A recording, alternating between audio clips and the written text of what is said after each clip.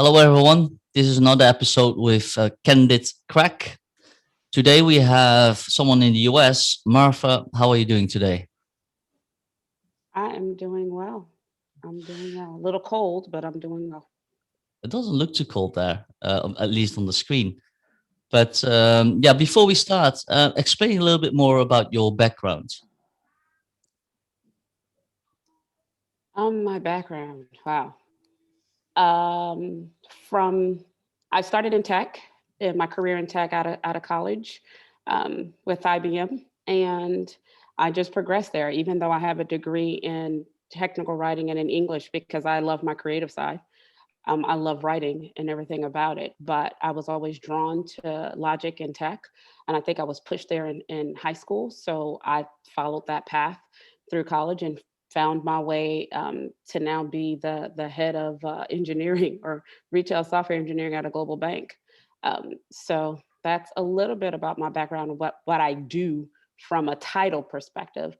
I'd say outside of that, I am really just a person that likes to seek knowledge. I grew up in a household where my dad was an entrepreneur and was always pushing us to try and learn new things. And I think I've taken that into my career everywhere I go. I like to ideate, I like to share ideas, I like to create, I like to encourage, I like to mentor. And I think that kind of encompasses what I do and how that comes out in my work every day. That was actually my second question, but you kind of answered that a little bit. Okay. Um, but explain a little bit more with the current work that you do. You mentioned you're working full time in this. Sure.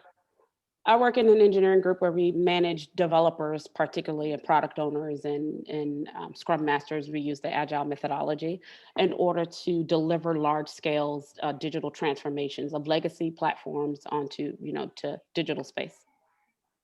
I saw on your LinkedIn feed you've won an award for something recently. You've I been did. a top something of something. Can you explain that as well? Yeah, so I was recently named leader in diversity in Birmingham. And that's just like, what does that mean? Right? I'm a leader in diversity. I guess I got awarded, for being excellent in what I do, being a part of a minority, right? I'm a woman and I'm a Black woman at that. But I think it's important to highlight that, to highlight people that look like me that make it to those levels, because sometimes it's a challenge, right? We know that it's a challenge. We have to deal with a lot just to make it into the room. And so being one that has made it into the room, and being recognized for some of the excellence that I bring to the table, uh, I think was pretty cool. I mean, and that was so that was kind of the stuff that you workshopped with us. This experience of diversity from your perspective, and that so quite like to look at who you are from that perspective as well. Sure. So who are you from that diverse Martha that's achieved? Can you tell us that story? Sure. So that's a deep story, right? Because when people look at me, they see a Black woman, right? But I'm an immigrant, and I relate to that, right?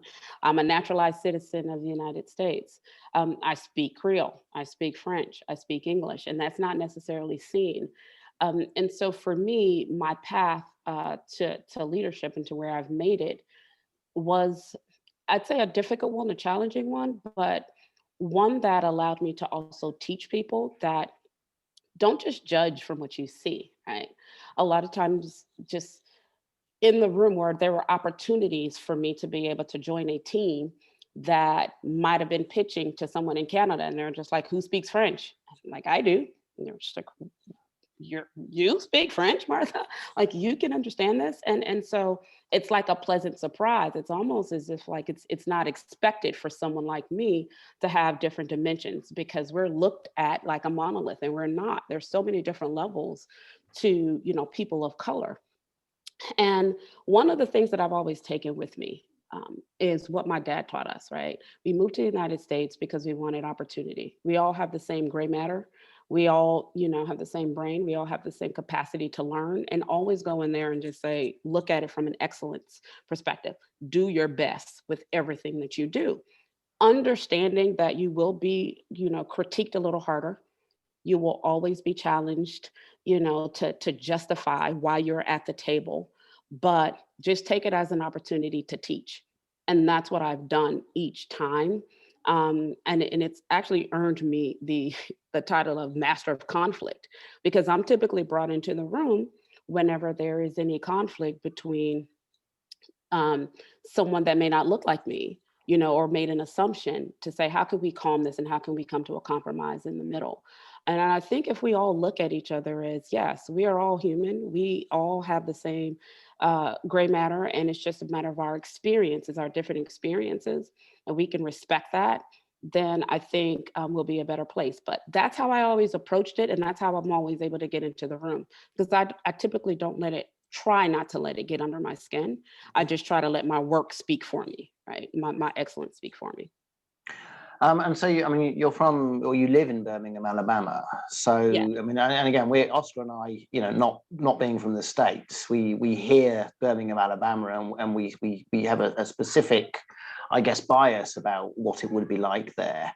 And I guess what that bias is probably like. How accurate is it, and how are you living through that sort of external idea of Alabama, which I assume is a part of the US consciousness as well? There's a certain feeling about Alabama. It absolutely is. I was very hesitant to move here. My husband's from here. I grew up in Miami, which is the melting pot, of immigrants. You just walk around and you have different languages being spoken, different people. You think when you think of Alabama, you think of racist. That immediately comes to your mind.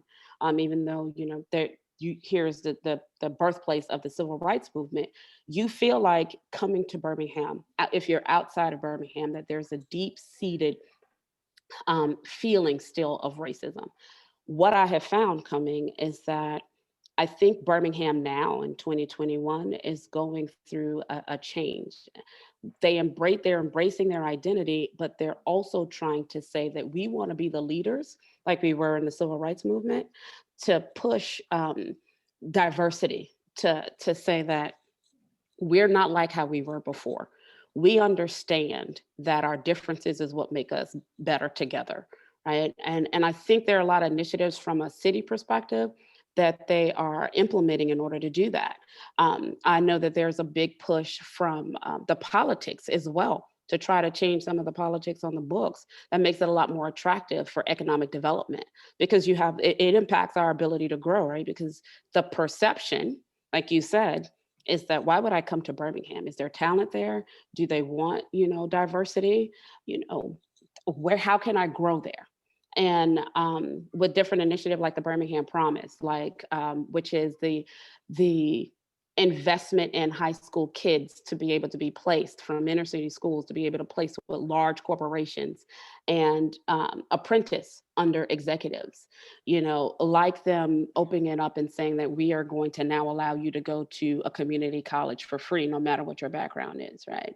To give them access to education, to open it up, to say that because they understand it is not just a racist thing, it's also socioeconomic, right, as well. And I think that Birmingham is trying to push the needle forward, and to say we are no longer that city. That's no longer our identity. That's where we started, but now we're really moving the needle to say that we are open to any and everyone.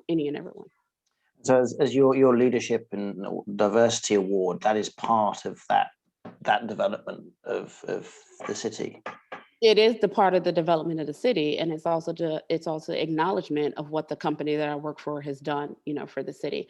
I was one of the executives that did sponsor a student, a young girl, under me, an apprentice under me. So she was just like, I never knew that, someone that looked like you would be leading this meeting. So I brought her into all of the meetings with me.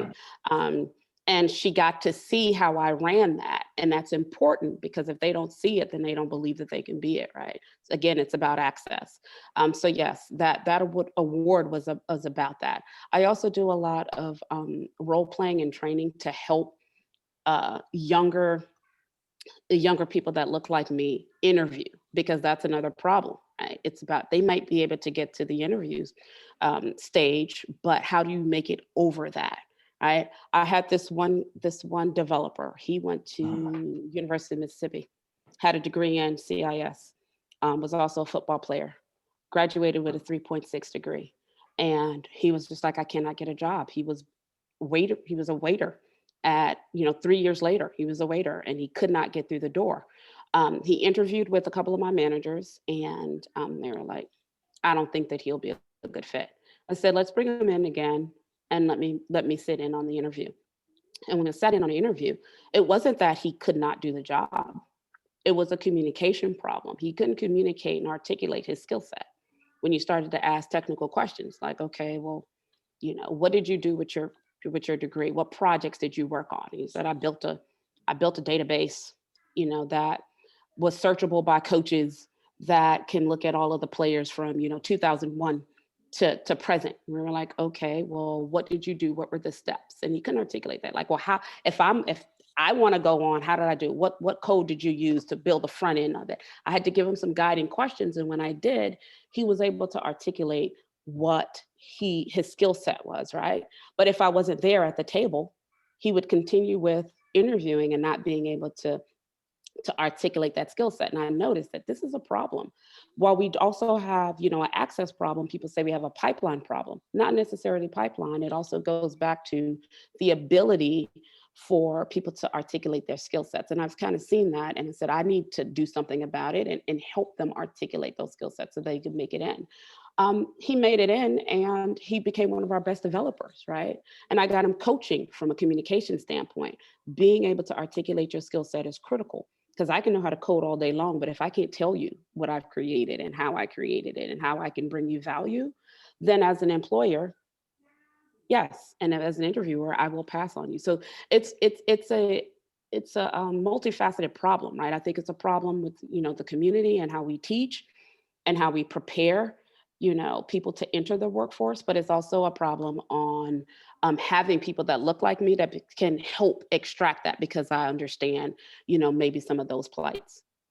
So that tension where someone who looks like you and you're interviewing someone who is a Black American or Afro-Caribbean American, and you sort of probe into that communication challenge to really extract it.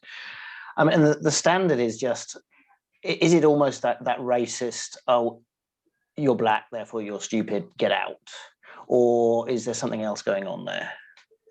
I think it's not always that, right? It's not always black and white. Is it, black and white, like, no, you're Black and you're dumb. You do have some people who bring that subconscious bias to the interviews, but I think that you have people who generally want to try to find the best person. And in the interview process, if you can't communicate that, how do I know that you are the best person, right? And so I think that that's where I'm saying that there's a hurdle there. But there is also the hurdle of, yeah, I'm coming into it expecting that this person won't perform at a certain level. It's funny, even on the post that you mentioned on LinkedIn, there's someone that posted, people said well-deserved. A lot of my colleagues who worked with me, like, well-deserved. And people like, well, why? One white guy came on and it's just like, well, why is it well-deserved? Tell me, what did she do to bring shareholder value? Like, it's always having to prove yourself, right? It's like, well, the CEO posted.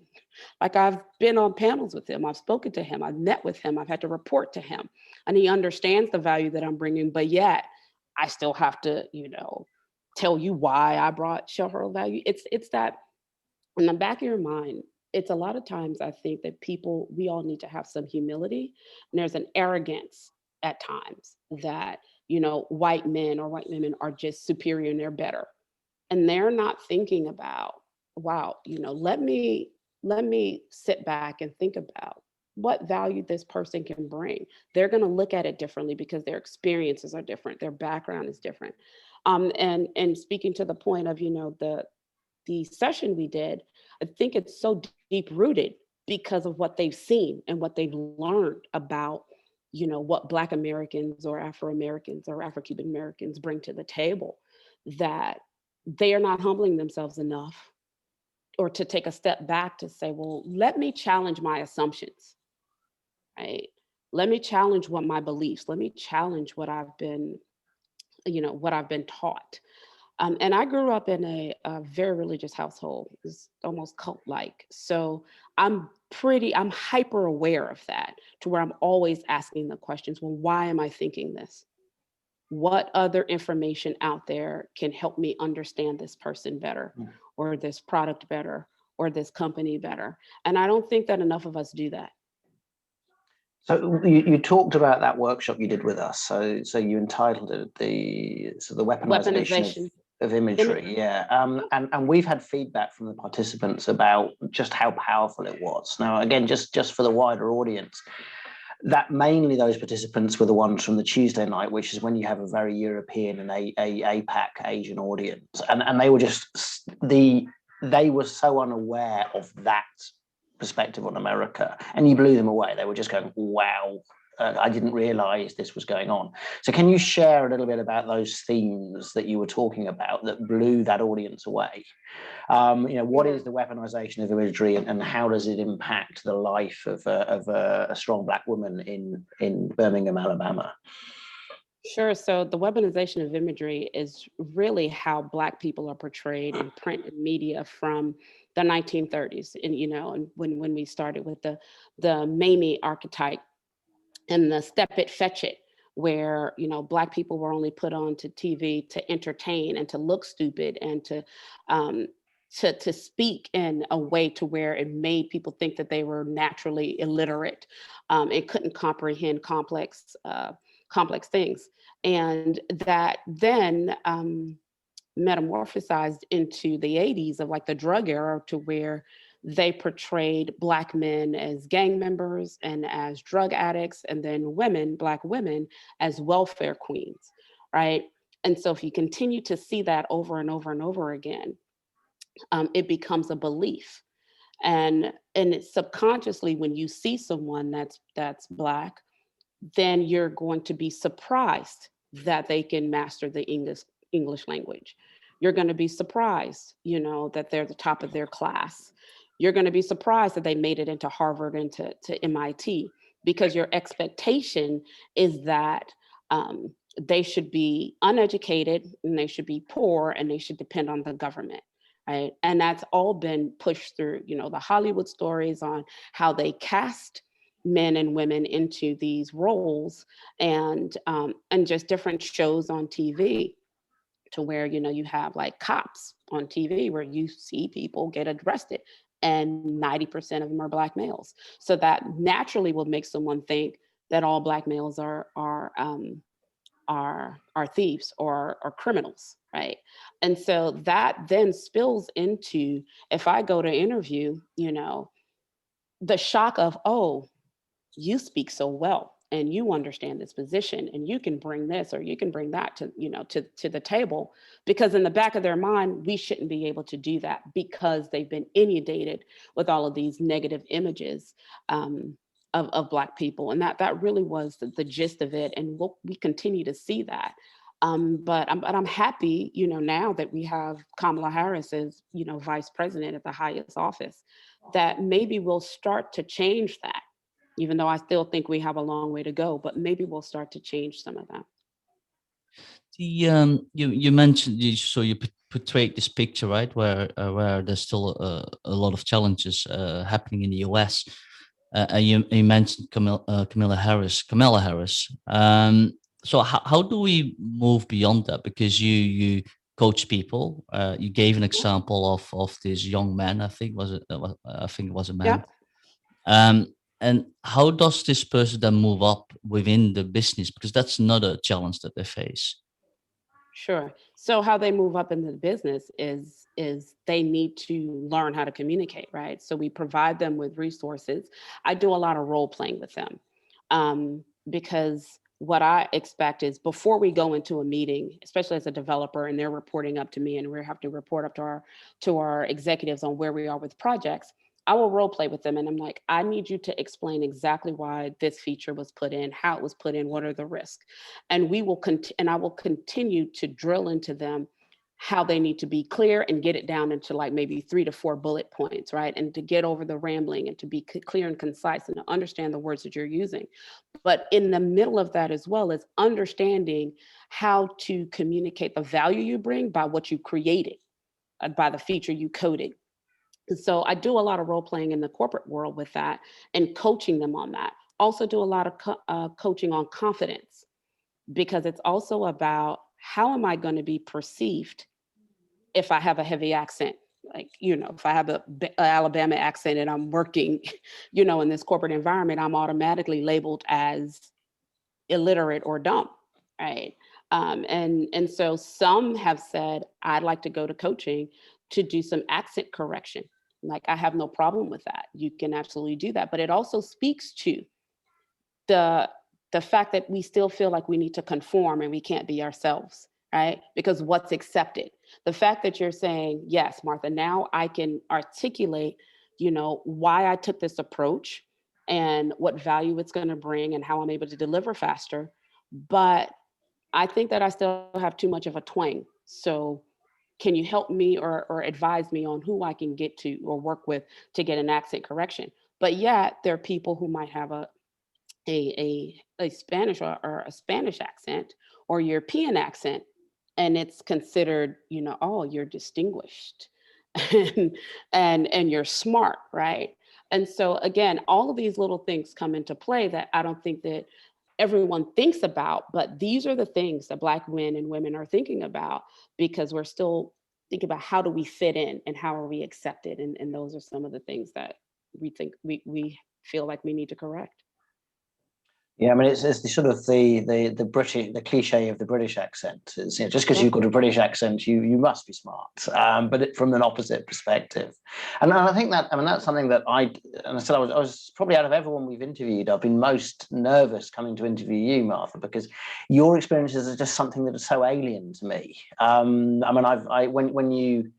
After the session you give, I read Stamped from the Beginning, which is just a stunning history of Black America, and it blew me away again of all of this was going on for so long. I mean, and is there a chance of developing that kind of consciousness in the States, where that kind of Black history is, everybody understands it, and everybody understands the biases that took America to where it is? Because for me, I was reading it just going, well, if you understand that, then you understand so much about what's going on now. So is that something you're hopeful about?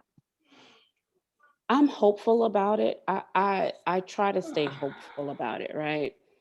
But we literally had a conversation about this not too long ago, because I know you guys saw in the news with the storming of the Capitol, right? And the discussion that, me and some of my peers were having were, what if they were Black? Would the police have maintained the restraint that they did? Yeah, we know that they were outnumbered, but would the National Guard have come in quicker? Would neighboring states would have sent police quicker? Look at why they were storming the Capitol. And there's a lot of comparison to the Black Lives Matter, protests. But the Black Lives Matter protest was about, you are killing us in the streets.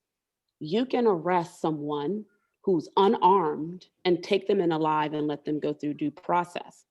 But here it is that you are on sacred ground, the capital of the United States, with flagpoles, with all types of sticks, and with mace, with bear spray, and you are assaulting the police that you say that you should respect, and you get to go home alive, and you get to go through your due process, and you get charged, and you get to decide when you turn yourself in, right? And so it shows the hypocrisy. So on the one side, I'm hopeful because this is being exposed at such a national level, and it's going to force us to examine the soul of America and how do we heal. But then at the same time, I'm nervous, because you have our leaders who are on national stages trying to gaslight, us, and tell us that no, it wouldn't have happened that way. Like, you guys didn't see what you just saw, right? And that's the thing. But the one thing that I will say, the reason why I'm hopeful is because I have my sons, and my sons look at this and they're just like, that's never going to happen again. Like, we're going to make sure that we listen to everyone and the laws apply to everyone else. They're just like, we need to change the laws, right? And so they understand it already at 10 and 12. They understand, they're like, and we need to get, we need to make sure that we're in positions that we have the economic power to be able to get the messages out and to change the laws so that it applies to everyone. But changing the laws is one thing. It's just, how do we change the hearts? Right? How do we change the hearts? It's going to be one by one. It's going to be having courageous conversations. It's going to be to spark curiosity again, because I think we've lost that. People don't care about what my experience is, and we need to, right? Because if we're going to get to this next level as it relates to the human race, it's going to take all of us to be able to work together, and to be able to complement our differences and leverage them to create new products, to create new societies, so that we can advance. So that's why I'm hopeful, just because of some of the things that, the way my sons see it and seeing it through their eyes. Just the narrative that you just described, Martha, what's going on in the US, is that also a conversation that's been introduced at sort of leadership level? Is this Yes. a conversation that they have in-house Yes. in organizations? So how is Yes. this introduced? So what's been introduced is, I think what we've done is we've introduced them at a micro level and then pushed it up to a macro level. So what we did was encourage small conversations among team members, right? And we've had, hundreds of conversations since last summer to encourage transparency and to create safe spaces for everyone to speak their piece. And there were some hard conversations. There were conversations where white men were like, well, why do you need special treatment? I don't understand that, right? And to Rich's point, if you read history and if you were, well-versed in history, then you will understand the systematic nature of this, of the oppression that Black women or Black men experience. And so having those open and honest conversations spark that curiosity, spark them or move them to go read books about it and to come back and ask questions and to start to change their minds. Because that's the other thing, is we can't be afraid to change our minds about what we might have been taught. Right.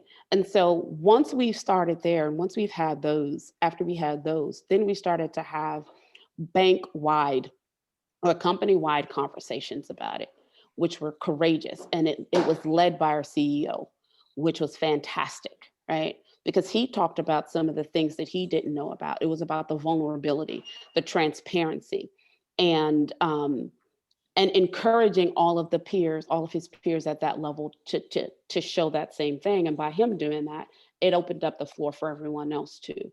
And we continue to have those conversations at a leadership level. So once you do that, you create a safe space for us to talk about it. Because if you don't talk about it, you can't solve it. Right? Or you can't move to heal. And so I'm very proud to be able to work for a company in which we moved in that way. And we thought it was that important for us to want to make it an initiative and to put money behind it, but also to talk about it, because it used to be taboo in the offices and now it isn't. So how is this conversation? Because this been well before what happened with the White House and the Black Matter movement. It's been a longer narrative for quite a few decades. So how is this conversation different than, let's say, 2-3 decades ago? It's different because I think people feel more safe to express the thoughts. They're what we would call quiet thoughts, the things that they were afraid to say, the things that they were afraid to ask in the beginning. Because I've been a part of diversity talks, when I've worked at IBM and we did all these, and it felt forced, and it felt like a formality, like, okay, we got to do it, right? We got that program over with, and now we're done. This is a lot more heartfelt, and I think that people are encouraged to challenge the thoughts that they are thinking about and some of their beliefs.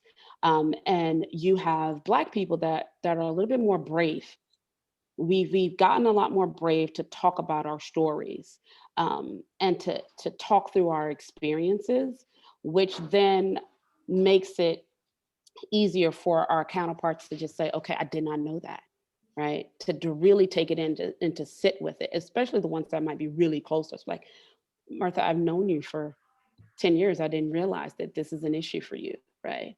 And I think it starts with us talking about it and them, being empathetic and being open to listening, and then having honest responses to it. And I think that's what the difference is today. So I'm fascinated by the plurality of what you're trying to do. And again, I'm just going to go back to what I learned from Stamp from the beginning with the discourses around slavery then, where you actually had some quite enlightened at the time white people looking at liberating the black slaves. And you actually had, one strand of thought was that over time, blacks would turn white. So if you liberated them, they would actually evolve into white people. I know you're smiling, but this was serious thought at the time. And another one was, no, they're a separate species. So it's terrible to enslave them, but send them all back to Africa because they can never contribute, because they're never gonna. So this was like, again, this is why this book blew me away as you're talking, because I'm just like going, sorry, what were you thinking? And these were the enlightened people who were anti-slavery, trying to. So it's the fact that you've got that framing everything that you're trying to do, that long history of separation between the races, and now you're trying to be pluralist. Now that is tough anyway, being pluralist in this divisive world that we're living in. What tactics are you using to enable pluralist discussion, and have you got any stories of examples of outcomes that have been incredible because of pluralist discussion? I'm just trying to think of one that that will resonate here, because especially with me, one of the things that came out of the last discussion is again about our hair, and I think I discussed this a little bit. And I'm going to go back to something else you said, because you're talking about, the abolitionists and what their thought process was. But then when you look at, how Black people were considered 3/5 of a man here, and that's how they were treated a certain way. And that's the hurdle that we need to jump, because they didn't even see us as human, right? But even as, we have tried to advance past a lot of that thought process, talking to white women and white men about Black people's hair, right, is like the standard of beauty that we go by. Like I said, I straighten my hair. My hair is naturally curly. Sometimes I wear it curly, but for the most part, I wear it straight now because it's easier. But before, it was considered unprofessional, right? Just how it grows out of my head. So much so that in the United States, we had to create laws to not discriminate against Black women because of their hair, because of the way it grows out of our heads. I had one of my peers message me, and she said, Martha, I had no idea that this is what you dealt with. And another one said, I'm sorry that when you wear your hair curly, that I asked to touch it. I said, yes, that's a violation of my personal space. I am not a pet, right? Like, you don't go to, a white male or a Spanish woman who might have curly hair to say, can I touch your hair? Right? But she's just like, I never realized it. I was just curious because it's so versatile, right? My hair can't do any of that, but they don't realize how deeply ingrained it is, because the thought process is, it's not professional. Who made that rule? I don't know, right? And it's fascinating and it's exotic, right? But if I never talked about it, they continue to go on with that. So that's why I'm saying it's the trying to change the minds and the hearts of people by saying, this is my experience, guys. You see me like this every day, and I walk into the office and I don't have issues, and I'm like, okay. But just thinking through, how am I going to wear my hair today to work, is an emotional burden, is a psychological burden for us that we bring into the office. And helping my peers understand that Like, how am I contributing to that with how I think, what my beliefs are? And I never realized that, and now I know. And so the next Black woman that I meet, I know not to do that, not to ask to touch her hair, right? So those are the types of things that I think that we'll continue to have to do, because again, when you see it on TV, they make it look crazy, and make you look crazy, and make you look like a mad woman. So when you see it on someone who might have on a suit but might be wearing the Angela Davis afro, they're looking at you like, oh, she's going to come in here and she's going to cause problems, right? And so it's about continuing to have those conversations and then continuing to show those experiences to try to start to change those hearts and minds. And that's the only way that I think that we can do it, is individual, by telling these individual stories, because and to tell our own stories in digital and in print. And we're starting to do that a lot more in the United States, right? We're starting to tell our stories. And I think people are starting to see us a little differently in that sense. Yeah, I mean, it's again, this is. I just struggle to get my head around that experience, and that, you know, so the sharing of that experience it's consistently been powerful for me in every time we've talked to you.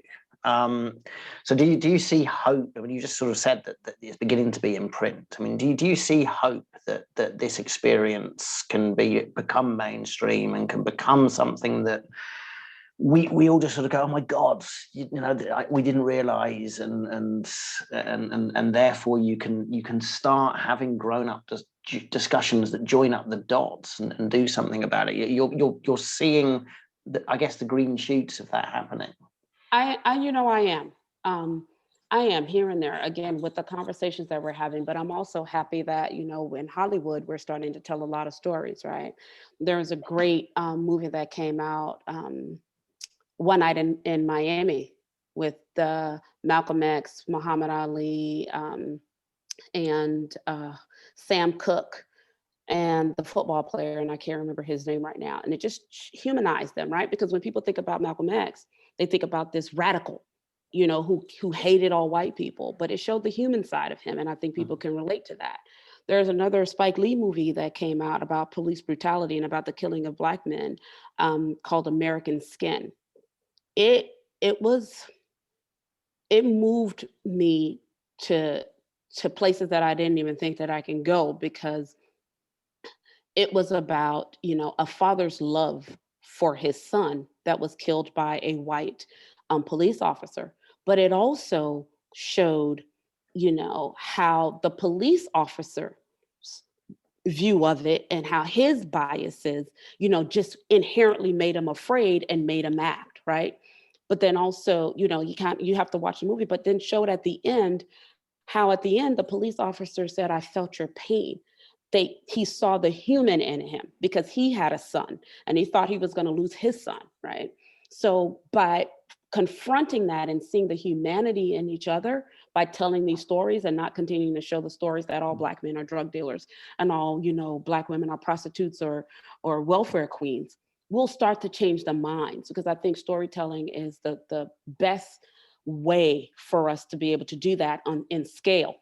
I can do it with my community, with the people that I know, with the people in my sphere of influence. But how do we get the masses to really understand that? It took media and print and movies in Hollywood to drill this belief into, you know, the masses through movies, and it's going to take our stories to do the same thing, to reverse that thought process. And I think we're starting to do that in the States, and when we continue to do that, we'll slowly start to chip away at some of the issues that we continue to see. Yeah, I'm gonna. This is the one part of your experience that I sort of now understand, because I'm looking at one of the things I'm fascinated at is eco leadership or grassroots leadership movements, where this kind of activity at the bottom is going to be the way that we identify leaders of the future and develop leaders of the future. It's not just because you're at the top of a hierarchy and you lead that way. It's because you've grappled with complex problems at the ground level, and you've started solving it. So, are you seeing evidence of this grassroots leadership? People who are developing in front of you because they're grappling with these challenges, and you can sort of go, this is someone that gives me hope that we're going to develop these future leaders. Well, absolutely. I've had people come to me and said, Martha, I want to ask you hard questions. And I'm like, and that's a person that I jump on immediately because they're not afraid of the conversation, right? And that translates to the complexities of running a business, right? Because you're going to need to be able to deal with complex problems and complex issues. And this is a complex one. And for someone to be able to put themselves aside and say, I really want to understand this. I've had people come to me and say, hey, Martha, have you met or heard of the guy, it's an ex-football player, Emmanuel Acho, who has this YouTube channel where it's conversations with a Black man, hard conversations with a Black man. It's like, well, what's your view? I want to understand your experience, Martha, just growing up, right? Like as a Black woman, like what are some of the things that your mom had to teach you? And one of the things I said was, I remember growing up in Miami and going into, Bal Harbor, which is the rich area of Miami Beach, or going into Lord and Taylor and Neiman Marcus. And my mom is just like, okay, I'm going to have to hold my purse under my arm because if I hold it low and walk through, they think that I'm going to steal something, right? And he said, wow, my wife never had to tell, my daughters that, never had to tell, like he was blown away, but it showed him, he was just like, okay, now I'm starting to understand some things, and I really want to dig deep into understand your experience and what people may be thinking and why you may act a certain way or do a certain thing in certain environments, and how I can be better, right? And so if we continue to do it at this level, and we teach or make it safe, one, for them to come to us and ask these questions, and for us to have these conversations in these corporate spaces, because typically they didn't happen between the four walls of the corporate spaces. They wouldn't necessarily happen outside because they're like, oh, she offended me, or they're having, this person is racist, just send them to HR, because you have that fear of being sent to HR. But because we're starting to create these safe spaces, it's going to make them better leaders all around. It's going to say, okay, I need someone that doesn't look like me on my development team, because if I'm creating a new, emoji, I want to make sure that it won't be offensive. If I'm creating a new marketing campaign, I want to make sure it's not offensive. And I'm looking at everyone and taking in everyone's experiences and bringing that to the table. So absolutely, from a grassroots level, that's how you're going to get mass change from a grassroots level. I just want to, I know Oscar's got a question, but I just wanted to add on, it's not just about it not being offensive. It's about developing the complexity of thinking at a young age. Correct. So you've got this bubbling up of people who are willing and able and not afraid of complex problems. And they bring that to the table in every piece of business that they do. And that's what excites me around the kind of stuff you're talking about. Yep, absolutely. Oscar. Yeah, so the complexity of thinking. I just want to actually have two questions, because there's another initiative that you run is I think is Women in Technology.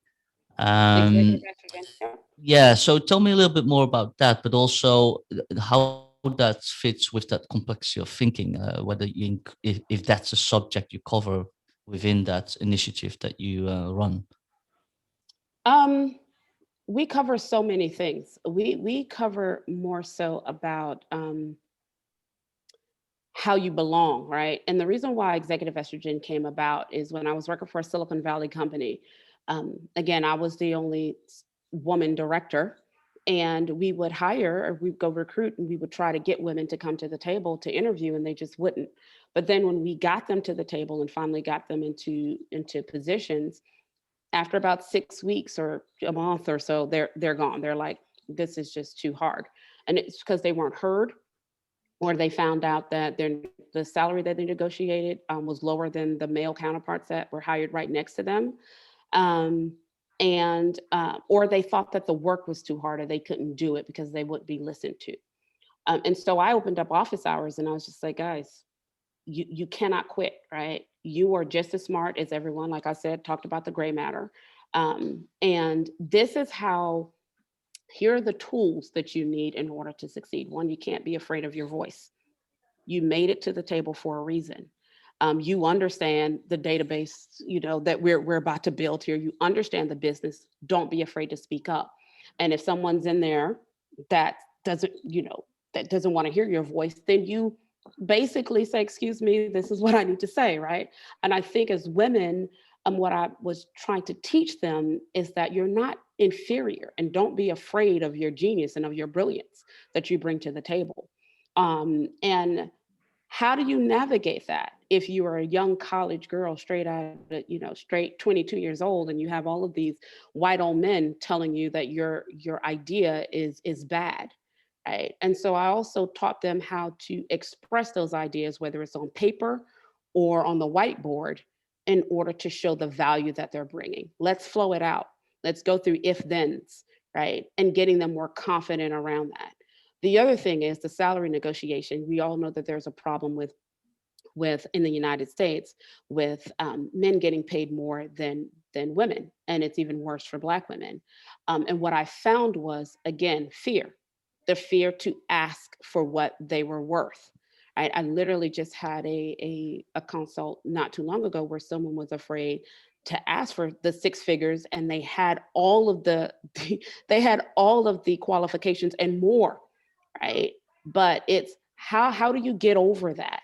And it's inherent, right? And I'm not even sure how I got there. Right? How did I inherently just say, I'm not going to accept this? I know what my value is. I've done my research. I know what the market pays for this position. You need to pay me X just like you pay everyone else, right?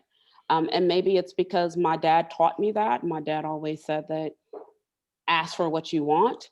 But I think it's important for women to see me and and for me to help them know that they will be okay if they ask, and they won't price themselves out of the position.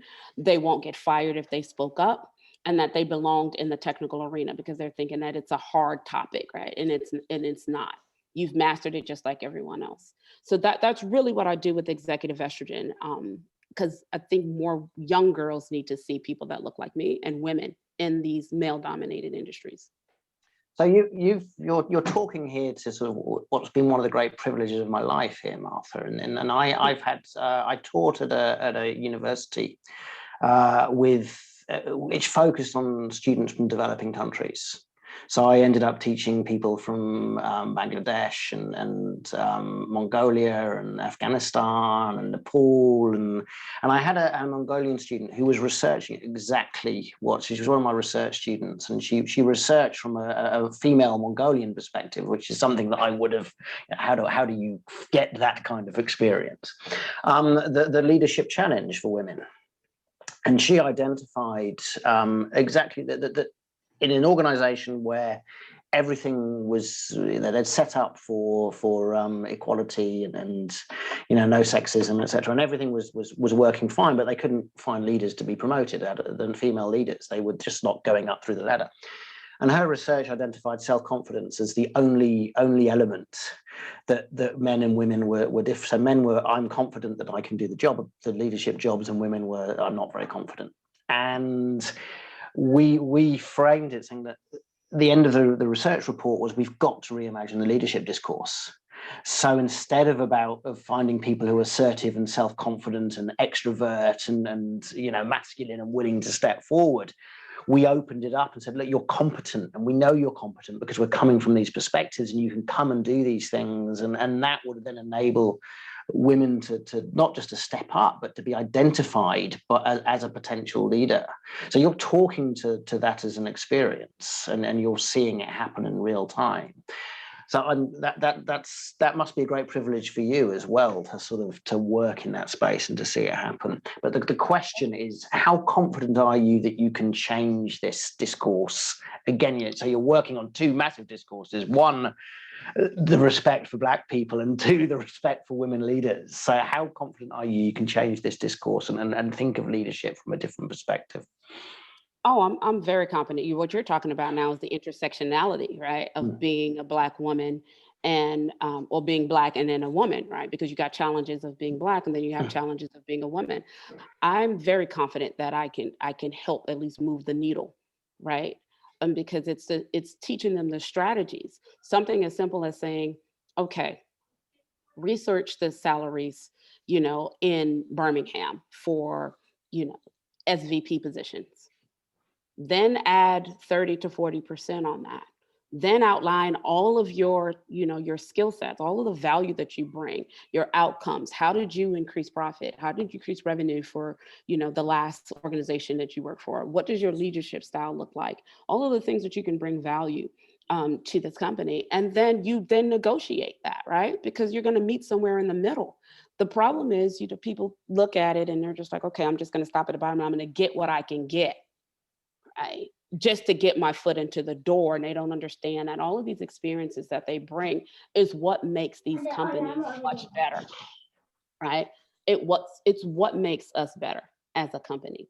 It really does. And so that's where them seeing me do it and seeing me being transparent about my journey to getting higher salaries and commanding higher salaries and getting into these seats and getting into the doors that I've been privileged to get into.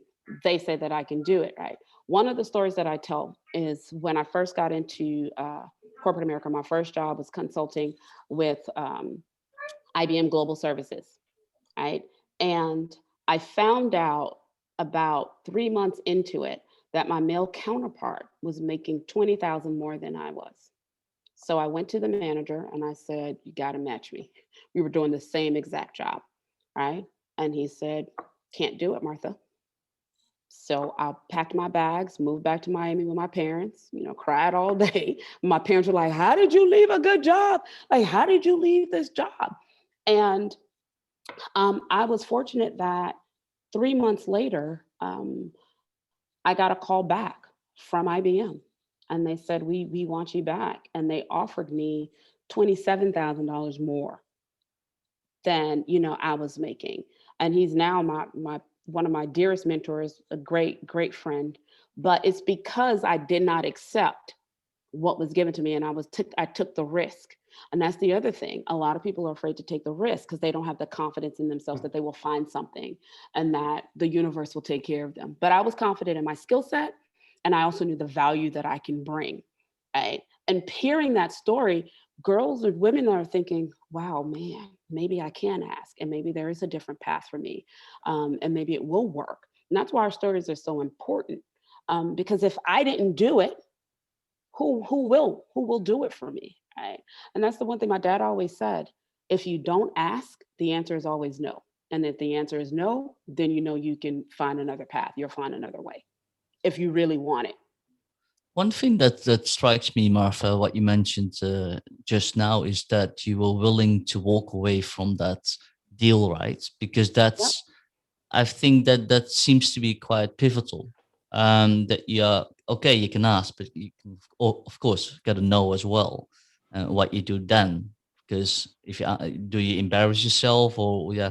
So is this something that you emphasize, because you just mentioned this very briefly? How important is that to prepare yourself that you need to basically stand your ground, and if it's not what you expect, you basically have several options, and one is basically to walk away. Yeah, and I frame it as taking risk, right? Because walking away, I didn't know what the next step was. And as human beings, we love certainty, right? And especially as women, we plan and we want to know what the next step is, but you don't always know what the next step is. And taking risk, especially when it comes to yourself, is always going to lead to greater things. You may not know what that greater thing is, and it's always going to lead to a lesson, right? Because I learned that walking away, I would still be okay. Because that's the thing. People are like, am I going to be okay? Am I going to find another job?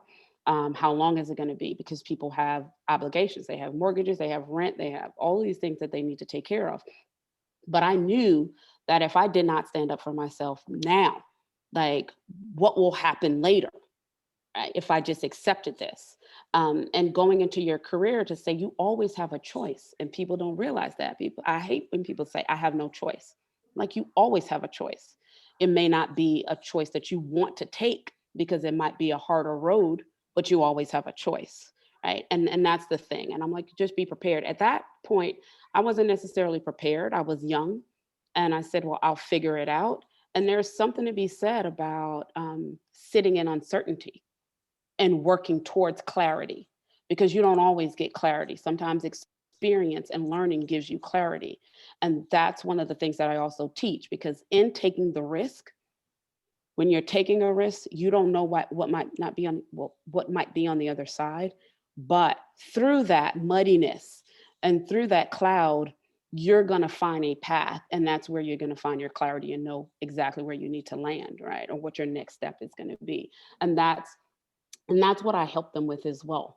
Know when to go, and know that if you're not going to advocate for yourself, who will? Like, you are your best advocate for yourself, and not to be afraid of those. The last question that I have for you is talking about this discourse, right? How we can actually change this, and if you look at sort of creating future-ready individuals and organizations, and especially I think you focus on both parts. How can we actually do this to create and develop those future-ready individuals? Developing the future-ready individuals is exposing them, right? And talking through this, exposing them to as much as we can. I think now, especially at the college level, having these conversations, putting them into complex situations to where they need to work through it. I think role playing is a great way for us to help people understand what's happening in other people's minds, right? Putting them in that seats.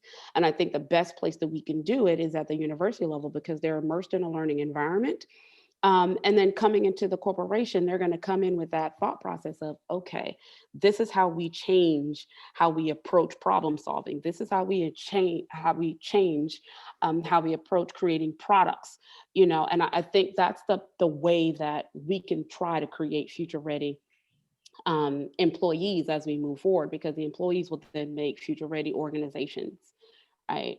That um, that can soar.